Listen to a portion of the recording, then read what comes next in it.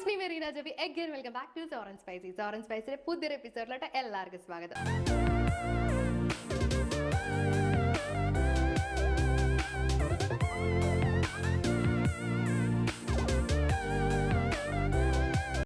Hello, ഇന്ന് നമ്മൾ ചെയ്യാൻ പോകുന്നത് ഒരു തുള്ളി പോലും ഓയിൽ യൂസ് ചെയ്യാതെ എങ്ങനെയാണ് നല്ല ടേസ്റ്റി ആയിട്ട് ഫിഷ് ഫ്രൈ ചെയ്തെടുക്കാനാണ് കേട്ടോ. ഒട്ടും ഓയിൽ യൂസ് ചെയ്യാത്തതുകൊണ്ട് തന്നെ 100% ഹെൽത്തി ആയിട്ട് നമുക്കിത് പ്രിപ്പയർ ചെയ്തെടുക്കാൻ പറ്റും. അതേപോലെ തന്നെ ഒട്ടും പേടിയില്ലാതെ കഴിക്കാനും പറ്റും. അപ്പോൾ നമുക്ക് എങ്ങനെയാണ് ഒട്ടും ഓയിൽ യൂസ് ചെയ്യാതെ നല്ല ഹെൽത്തി ആയിട്ട് ഫിഷ് ഫ്രൈ ചെയ്തെടുക്കാൻ നോക്കിയാലോ.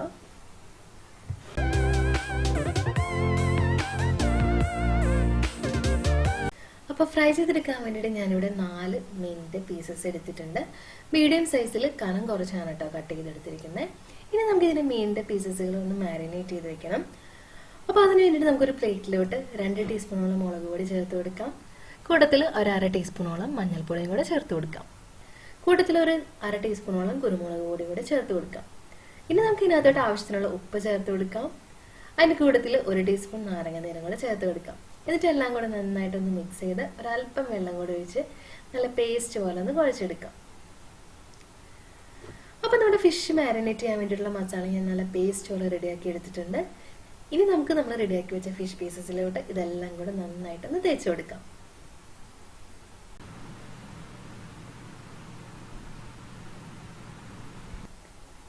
അപ്പോൾ നമ്മുടെ മീൻ കഷ്ണത്തിലേക്ക് എല്ലാം ഞാൻ നന്നായിട്ട് മസാല തേച്ച് പിടിപ്പിച്ച് കൊടുത്തിട്ടുണ്ട്.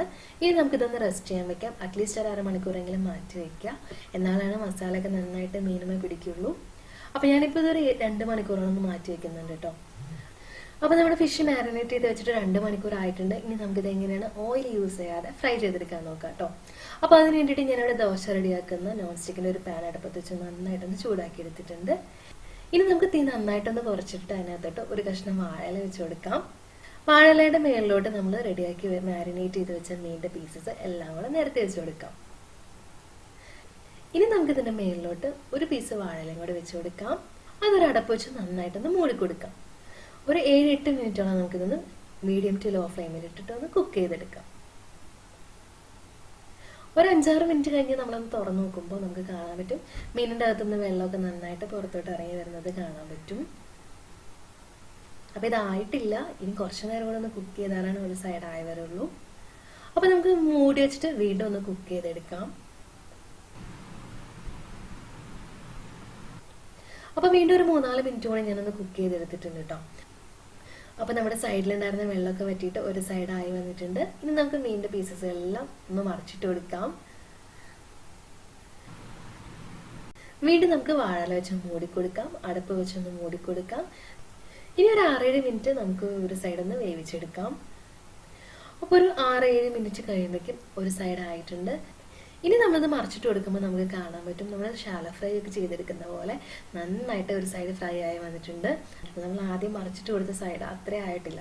അപ്പോൾ നമുക്ക് അതേപോലെ തന്നെ മറ്റേ സൈഡ് കൂടി കിട്ടാൻ വേണ്ടിയിട്ട് ഒന്നും കൂടെ ഒന്ന് വാഴ വെച്ച് മൂടിയിട്ട് ഒരു 3-4 മിനിറ്റ് കൂടെ ഒന്ന് കുക്ക് ചെയ്തെടുക്കാം. അപ്പോൾ വീണ്ടും നമ്മളൊരു 3-4 മിനിറ്റ് ഒന്ന് മൂടി വെച്ച് കുക്ക് ചെയ്തെടുത്തു. അപ്പോൾ കണ്ടോ, ഇപ്പോൾ 2 സൈഡും നന്നായിട്ട് നല്ല ക്രിസ്പി ആയിട്ട് നമ്മൾ സാധാരണ പാനിലൊക്കെ ഷാലോ ഫ്രൈ ചെയ്തിരിക്കുന്ന പോലെ വന്നിട്ടുണ്ട്. നമുക്ക് കണ്ടാൽ തന്നെ മനസ്സിലാവും ഫിഷൊക്കെ നന്നായിട്ട് ഫ്രൈ ആയി വന്നിട്ടുണ്ട്. ഇനി നമുക്കിതൊരു സെർവിങ് പ്ലേറ്റിലോട്ട് മാറ്റാം.